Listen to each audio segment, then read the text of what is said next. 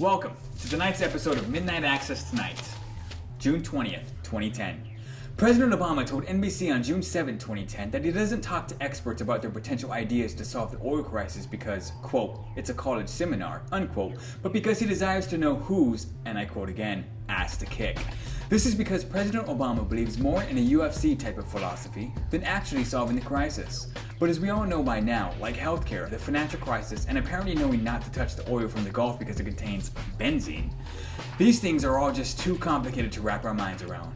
What seems to be Obama's new tagline, yes, it's complicated, but we can kick whoever's ass it is that complexified it in the first place, is slowly but surely doing nothing to save our Gulf. The MMS who inspected the oil rigs and took the profit, having their hand in both the forensics box and the cookie jar, are on the spotlight for latest blame. Yet again, like with how the media handled Katrina, in order to make ourselves look at least decent for not focusing on how this problem will get solved, we are simply putting the horse before the cart, as we like to think, by finding as many scapegoats as possible. Because, in our view, if they started it, they should damn well fix it, right? I mean, yes, oil is pumping into the Gulf at 5,000 barrels a day, killing dozens and by now hundreds of underwater creatures, and slowly wiping the idea of the Gulf from the future history, but hey, at least we'll fucking know who was to blame. Oh, who? Well, it's complicated. But you can watch the action take place, all 5,000 barrels a day, pumping to the Gulf on a live webcam stream from BP's own website. At least we got that covered. Obama told Politico.com that this event will, quote, shape how we think about the environment for years to come, unquote, which seems to be as nothing much to worry about, like we've already been doing. How do we know BP and MMS didn't allow this event to happen in the first place, forcing us in a more environment-driven philosophy by our own choice because of what they've done, thereby allowing ourselves to give up a few items, landmarks, maybe even liberties, in order to bring about a more Brave New World-esque lifestyle? But I get ahead of myself. There's no New World Order conspiracy. The government said so. We should always trust our government. They have our best interest in mind. I mean, if they can't even come together to solve an oil crisis because it's so complicated, how could they actually take over the world? Right? Fucking Obama. A small town of Conductor in Nevada suffered a brain amoeba epidemic when their water supply was found to be contaminated with raw sewage. There were 67 deaths. Both adult and children reported total. The amoeba seemed to hold their brain hostage and destroy it from the inside. The water system has been flushed, and the town is hoping their mayor won't let it happen again, rather than doing something about it themselves. But what can they do, really? They're just people.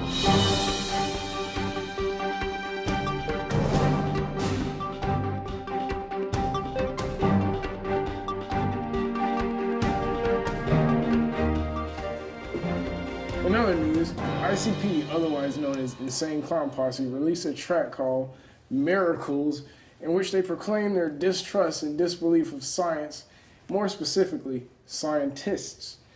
To quote themselves, quote, fucking magnets, how do they work? I don't want to talk to scientists. Y'all motherfuckers be lying and getting me pissed. Well, ICP, from a non-scientist POV, an atom is where all that datum is stored, you see. Protons and neutrons, electrons, oh my. Positive repels positive, attracts negative on the fly. If you flip those around, it works exactly the same. Negative repels negative, but attracts positive to tame. All of this together creates a magnetic force. You can't see it, but can feel it, though can't pinpoint the source. Electricity works pretty much the same way. That's why Maxwell put them together like the sun and the day.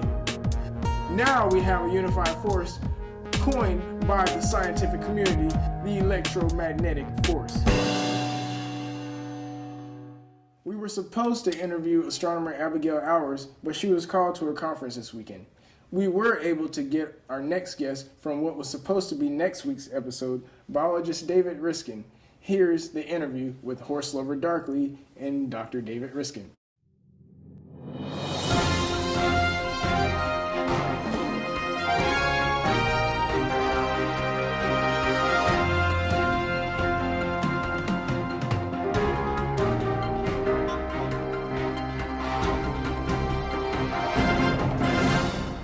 Thank you for joining us this evening. We were supposed to interview astronomer Abigail Hours, but she actually had to go away to New York for a conference this weekend.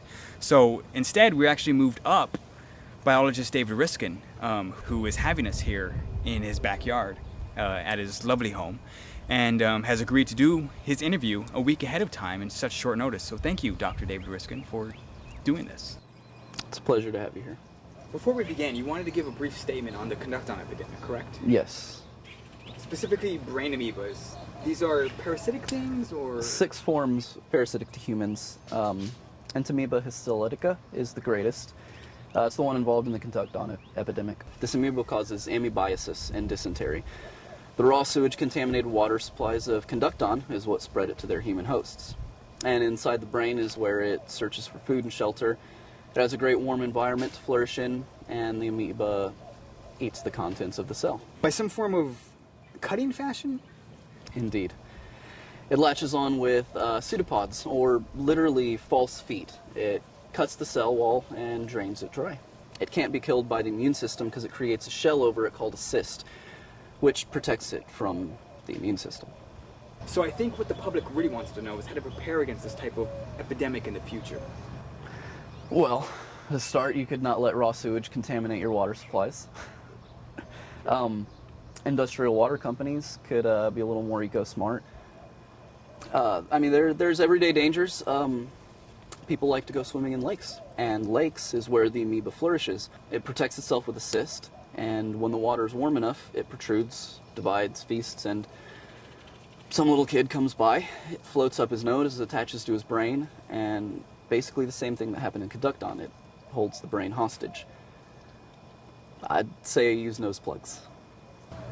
I'm sure we can all do that. Everyone will agree. So you're here to discuss with us today the Perpetual War out in the Middle East. That I am. It's been a favorite topic of the media since it went MIA a few weeks ago. Is it dangerous? Of course it is. It was genetically engineered to be a sentient killing machine. But remember, it's sentient. All we have here is a case of the PW has thought about its purpose and it rejected it. And that's what you believe. That's what most of us believe happened. I mean, we can't say for certain. However, it was designed to kill, and it was designed to strategize. Therefore, it was designed to be a thinking assassin.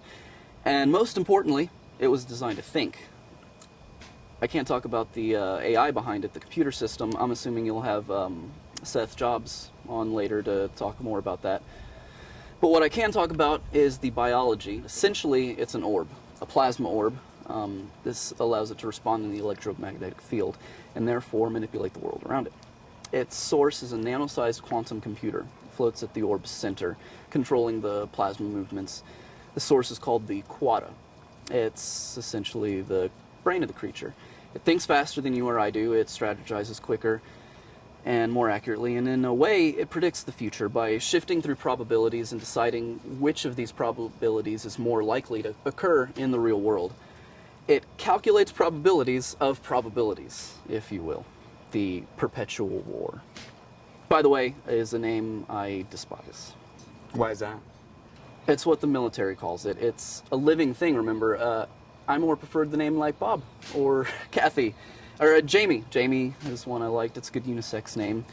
But they called it the Perpetual War, or even the Perpetual War Machine, based off of some dumbass joke that one of them made about being able to have perpetual wars with beings like this, essentially every country sending one out at random and fighting wars forever. It's a ridiculous joke, and it's not funny.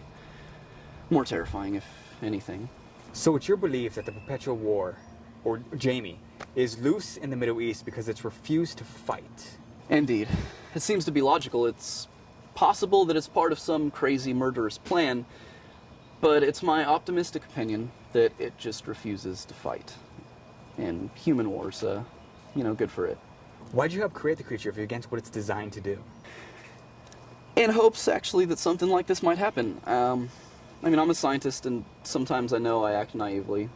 Why did Oppenheimer participate in the atom bomb? It sounded as if they were doing a service to humanity. And really, it was a challenge. For me, mostly, it was the challenge of creating a creature that was nothing like us fleshies.